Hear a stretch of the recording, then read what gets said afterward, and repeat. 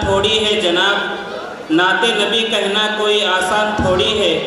نبی کے نام لیوا ہے نبی پر جان دیں گے، نبی کے نام لیوا ہے نبی پر جان دیں گے، نبی کی جان سے بڑھ کر ہماری جان تھوڑی ہے۔ پھر میں اس کے بعد مہمان مقرر حضرت مولانا مفتی سید یونس صاحب قاسمی دامت برکاتہم کو دعوت دیتا ہوں، آئے اپنی خطابت سے سامعین کو مسرور ورحمۃ اللہ وبرکاتہ۔ الحمد للہ وکفیٰ وسلام علی عبادہ الذین اصطفیٰ، اما بعد، اعوذ باللہ من الشیطان الرجیم، بسم اللہ الرحمن الرحیم۔ وَهَذَا كِتَابٌ أَنزَلْنَاهُ مُبَارَكٌ فَاتَّبِعُوهُ وَاتَّقُوا لَعَلَّكُمْ تُرْحَمُونَ۔ وقال اللہ تبارک وتعالی الف لام را کتاب انزلناه الیک لتخرج الناس من الظلمات الى النور باذن ربهم الى صراط العزیز الحمید۔ صدق اللہ العظیم۔ وقال النبی صلی اللہ علیہ وسلم الماہر بالقرآن مع السفرة الكرام البررة۔ وقال النبی صلی اللہ علیہ وسلم ادبوا اولادکم علی ثلاث خصال حب نبیکم وحب اہل بیتہ وتلاوت القرآن او کما قال علیہ الصلاۃ والسلام۔ ان طلباء سے اور بچوں سے گزارش ہے کہ اتنی دیر ہم بیٹھ کر آپ کا پروگرام خاموشی سے سماعت فرماتے رہے ہیں، ہمارا تھوڑا پروگرام جو ہے آپ بھی خاموشی سے سنیں۔ اساتذہ کرام سے گزارش ہے کہ بچوں کو خاموش کرا دیں۔ ابھی تکمیل پر آج کا یہ خوشنما اور بارونق پروگرام جو ہے ہونے جا رہا ہے۔ باوقار ہو کر بشاشت کے ساتھ آپ تشریف رکھیں۔ اللہ کرے کہ آج کے اس پروگرام کو کامیاب فرمائیں۔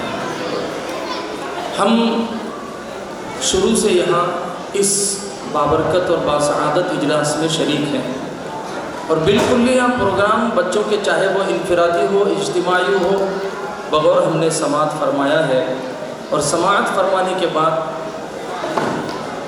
بلا ساختہ میری زبان سے یہ شعر جاری ہو رہا ہے کہ لبوں سے پھول جھڑتے ہیں جب یہ نعت پڑھتے ہیں، لبوں سے پھول جھڑتے ہیں جب یہ بات کرتے ہیں، زباں کی سرخ قینچی سے ہزاروں دل کترتے ہیں۔ اور آپ حضرات کے لیے ایک شعر کہ یہ مکتب ہے تیرا میکدہ نہیں ساقی، یہ مکتب ہے تیرا میکدہ نہیں ساقی، یہاں کی خاک سے انسان بنائے جاتے ہیں۔ معزز و محترم مکتب عمر سے وابستہ خصوصاً ہمارے شیخ امام عبدالعظیم اور ان کے حفاظ و علماء جو وہاں معلمین کی حیثیت سے کام کر رہے ہیں، پڑھا رہے ہیں، یہ واقعی قابل مبارکباد ہیں کہ ان پھول جیسے بچے اور لڑکیوں اور بچیوں نے جب نعتیہ کلام پڑھا جا رہا تھا، ان کی زبان سے تقریریں ہم سن رہے تھے یا پھر مکالمہ سن رہے تھے، تو ہمارے سینے 56 انچ کے ہو رہے تھے اور ہمارا سر جو ہے وہ خوشی سے جھوم رہا تھا۔ واقعی یہی چیز ہے۔ اس لیے نبی کریم صلی اللہ علیہ وسلم نے فرمایا ادبوا اولادکم علی ثلاث خصال، کہ تم اپنی اولاد کو سب سے پہلے ادب سکھاؤ، ان کو احترام سکھاؤ، ان کو لحاظ کرنا سکھاؤ۔ اور خصوصی طور پر نبی پاک صلی اللہ علیہ وسلم نے 3 چیزوں کے بارے میں فرمایا کہ تم اپنے نبی کی محبت اپنے بچوں کو سکھاؤ، کہ انہوں نے کتنی قربانیاں دی ہیں ہمارے لیے، کتنی پریشانیاں جھیلی ہیں ان کے خاندان نے ہمارے لیے، اور کتنے کٹھن راستوں سے گزرے نبی پاک صلی اللہ علیہ وسلم ہمارے لیے۔ ان کے خاندانوں کو کاٹا گیا اور ان کی گردنیں ذبح کر دی گئی، صرف اور صرف اس وجہ سے کہ ہم تک ایمان اور اسلام اور شریعت پہنچ جائے۔ آج اسلام کو، آج اس شریعت کو مغربی تہذیب اور یورپی ممالک مل کر ختم کرنے کی سازشیں رکھتے ہیں۔ یہی مکاتب اگر آج ہم مکاتب نہ ہوتے اور یہ مدارس نہ ہوتے اور ان علماء کرام کی اور ان ذمہ داروں کی مکاتب پر محنت نہ ہوتی، ہمارا جنازہ پڑھانے والا کوئی نہ ہوتا، ہمارا نکاح پڑھانے والا کوئی نہ ہوتا، ہمارے بچیوں کے کانوں میں اذان دینے والا کوئی نہ ملتا، کیا کرتے ہم؟ علامہ اقبال رحمۃ اللہ علیہ نے آزادی سے پہلے فرمایا تھا کہ میں جو چیز دیکھ کر یورپ اور امریکہ سے دیکھ کے آ رہا ہوں، وہاں کی مغربی تہذیب اور یورپی ممالک کے جو حالات دیکھ کر آ رہا ہوں، ان مکتب کو اور ان مدرسوں کو غریبی حالت میں رہنے دو، ان بچوں کو مکتب میں پڑھنے دو، اسی لباس میں ان کو مکتب میں جانے دو۔ اگر یہ مکتب ختم ہو جائیں گے، میں یورپ سے دیکھ کے آ رہا ہوں کہ 800 سال حکومت مسلمانوں کی ہونے کے باوجود بھی اندلس میں غرناطہ اور قرطبہ کی جامعہ مسجد کے علاوہ اسلام کا کوئی نام و نشان نہیں ہے، ان کا کوئی اسلامی تشخص باقی نہیں ہے۔ اگر ان مدارس کو سیاست کا شکار بنا کر تم مساجد کو ختم کر دو گے، مدارس کو ختم کر دو گے، ان طلباء کی تعلیم کو بند کر دو گے، ان کی زبانوں سے نکلنے والی نعتیں، ان کی تقریریں، ان کے مکالمے اگر بند کر دو گے، ہندوستان میں تاج محل اور لال قلعے کے علاوہ تمہارا بھی کوئی نام و نشان دنیا میں باقی نہیں رہے گا، ہندوستان کے اندر باقی نہیں رہے گا۔ یہ مکاتب ہے میرے دوستو، اس کا جہان ہمارے علماء نے بڑی ذمہ داریوں کے ساتھ، بڑی قربانیوں کے ساتھ، جب انگریز اس ملک میں حکومت کر رہا تھا، دلی اور اس کے اطراف میں ایک جنازے کو 100 کلومیٹر تک لے کر پھرا گیا، کوئی نماز جنازے پڑھانے والا نہیں ملا، کوئی ہمارے بچوں کے کان میں اذان دینے والا نہیں ملا۔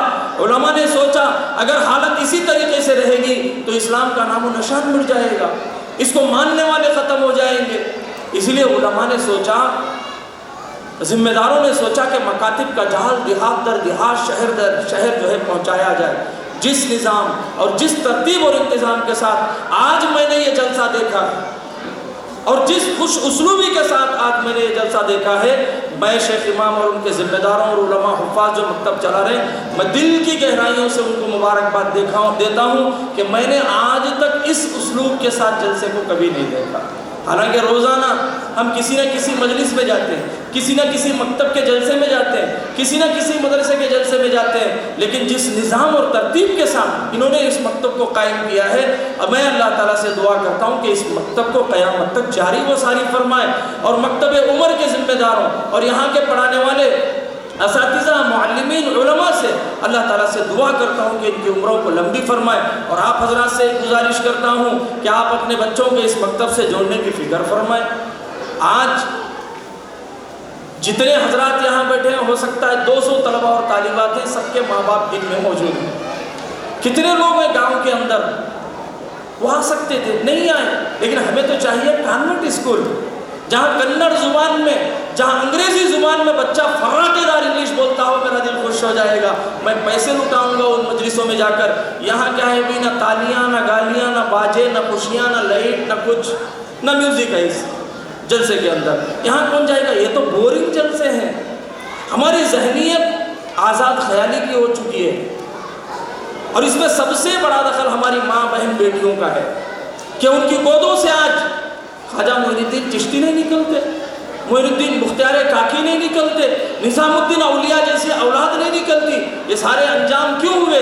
یہ صرف اور صرف اس وجہ سے ہوئے کہ ہم دینی تعلیم سے بیزار آ چکے ہیں، اور کانوینٹ اسکولوں کی تعلیم ہم اپنے بچوں کو پڑھانا چاہتے ہیں، انگریزی بولنا سکھانا چاہتے ہیں۔ اسلام کسی کو انگریزی بولنے سے، انگلش بولنے سے، کنڑ زبان میں تقریر کرنے سے یا دنیا کی تجارت کرنے سے روکتا نہیں ہے۔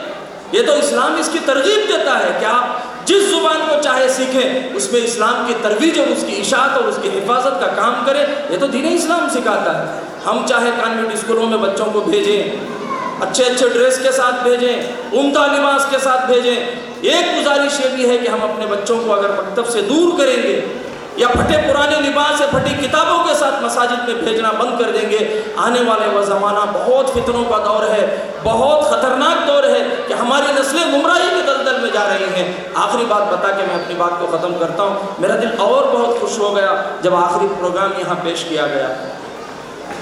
میں سچ بات بتا رہا ہوں، یہ مرزا قادیانی، احمد غامدی، شکیلیت کا فتنہ، مرزا انجینئر کا جو فتنہ ہے، 3 گھنٹے کی بیٹھک کے بعد جمعیت علماء کی اور دوسری تنظیموں کی ہماری بیٹھک ہوئی جمکھنڈی ضلع کے اندر، تقریباً 150 علماء موجود تھے۔ 3 گھنٹے کی بیٹھک کے بعد 215 آدمی ضلع ریچور میں ان کے ماننے والے ملے۔ آپ بتاؤ، یہ جتنے بھی تصویریں لگی ہوئی تھی نا، اس کے فالوورز بتا رہا ہوں میں، اور لنگسگور میں 5 فالوورز ہیں جن کے نام، جن کے نمبر، جن کے ساری چیزیں میرے پاس ہیں، میں ان کو انفرادی طور پر بات کر رہا ہوں۔ اس پر بھی ہمارا کام ہو رہا ہے، اور اتفاق کی بات یہ ہے کہ وہ ساتھی دین کی مجلسوں میں بیٹھتے ہیں, دین سنتے ہیں اور دین کو بتاتے ہیں دوسروں کو, ایسے ساتھی ان کے فالوورز بن رہے ہیں. ختم نبوت کا مسئلہ معمولی مسئلہ نہیں ہے, یہ ہماری جان کا مسئلہ ہے, یہ ہماری آن کا مسئلہ ہے. اگر اس کی حفاظت نہ کی جائے سکی تو ہم کسی کام کے نہیں ہے دنیا میں رہ کر. انہی مکاتب کے ذریعے سے اس کا تحفظ بھی ہو رہا ہے, انہی مدارس کے ذریعے سے اس کا تحفظ بھی ہو رہا ہے. آپ حضرات اس کا عہد کریں کہ جب بھی کوئی دین کے نام پر دھوکہ دینے والے سوشل میڈیا پر, جن کی نہ داڑھی ہے, جن کا نہ شرعی لباس ہے, جن کے سروں پر نہ ٹوپی ہے, وہ بیٹھ کر دین بتائیں گے کہ ہمیں اسلام سکھائیں گے کہ اسلام کیا ہے, قرآن کی تفسیر کیا ہے, احادیث کیا ہے, وہ بتائیں گے. علماء اس کے لیے قربانیاں دے کر ایک کورس مکمل کر کے مساجد میں امامت کر رہے ہیں, مدارس چلا رہے ہیں. آپ ان سے اپنا رابطہ کریں, سوشل میڈیا کے اس فتنے سے دور رہیں. اور ہماری ماں بہن بیٹیوں سے بھی گزارش کر رہا ہوں کہ ہمارے ہی گھروں کے اندر 2 3 دین ہو چکے ہیں. میری بیوی انجینئر مرزا کو فالو کر رہی ہے, میں مولانا طارق جمیل کو فالو کر رہا ہوں. میری بہن وہ احمد غامدی کو فالو کر رہی ہے, میں مولانا طارق مسعود صاحب کو فالو کر رہا ہوں. میری بیوی نہیں بتائے گی مجھے, میری بہن نہیں بتائے گی کہ مجھے ان کی باتیں اچھی لگتی ہیں. یہ انجینئر ہے, قرآن کی تفسیر انگلش میں کر رہا ہے, کنڑا میں کر رہا ہے, طرح طرح کی چکنی چپٹی باتیں کر کے لبھا رہا ہے اور عورتیں اس کے اندر جا رہی ہیں. ہمیں حق نہیں ہے شوہر کو کہ وہ بیوی سے پوچھے کہ تو کس کی فالوور ہے. ہنگامہ کھڑا ہو جائے گا گھروں کے اندر. ہم اپنے گھروں کی نگرانی کریں, بیٹی کدھر جا رہی ہے, بیوی کدھر جا رہی ہے, ماں بہن کدھر جا رہی ہے, کن کو فالو کر رہی ہے, کن کے ویڈیوز دیکھتی ہیں اور کن کے بیانات سنتی ہیں. کیا ہمیں اس کا حق حاصل نہیں ہے؟ ہم نظر انداز نہ کریں, یہ چھوٹی چھوٹی باتیں نہیں ہیں. ہمارے گھرانے دین کے اعتبار سے تباہ و برباد ہو رہے ہیں. سوشل میڈیا سے اپنی ماں بہن بیٹیوں کو دور رکھیں, پردہ, حیا اور شرم سکھائیں. کیا ہم آپس میں لڑتے رہیں گے؟ کیا ہم آپس میں سیاست کرتے رہیں گے؟ دین کے نام پر دوسروں کو ٹھیکہ دیتے رہیں گے؟ وہ ماں بہن بیٹیوں کا کیا ہوگا جو دوسروں کے ساتھ بھاگ کر چلے گی؟ اس کے لیے ہمارے پاس کیا منصوبہ ہے, ہمارے پاس کیا اس کے لیے جو ہے کام ہے, لائحہ عمل ہے؟ اس کے لیے بیٹھیں, سوچیں, اپنے مکاتب کو جو ہے مضبوط کریں اور ان مکاتب سے اپنے بچوں کو جوڑنے کی فکر کریں. تبھی جا کر الحمدللہ شہر لکسپور کے اندر یہ نظام قائم ہے. ترتیب اور تنظیم کے ساتھ اگر کوئی مکتب ہے تو وہ مکتب عمر ہے. باقی دوسرے مساجد کے بھی مکاتب قائم ہیں. آپ جس محلے میں رہتے ہیں اس محلے کی مسجد سے اپنا رشتہ جوڑیں, وہاں کے علماء سے تعلق رکھیں, اس مکتب سے اپنے بچوں کو جو ہے رشتہ جوڑ کر ان کی تعلیم دلانے کی فکر کریں. پھر آخر میں اپنی بات ختم کرنے سے پہلے مکتب عمر کے تمام ذمہ داروں, خصوصاً ہمارے دوست شیخ امام اور عبدالعظیم اور اس سے پہلے بھی عبدالحمید جو تھے, انہوں نے اس مکتب کی بنیاد رکھی ہے. آج الحمدللہ یہ پودا جا کر ایک درخت بن چکا ہے. جس درخت کی ڈالیاں یہ سب ہیں, ہماری آپ کی اولاد ہیں. ان اولاد کی حفاظت کرنا, ان کو دین پر باقی رکھنا.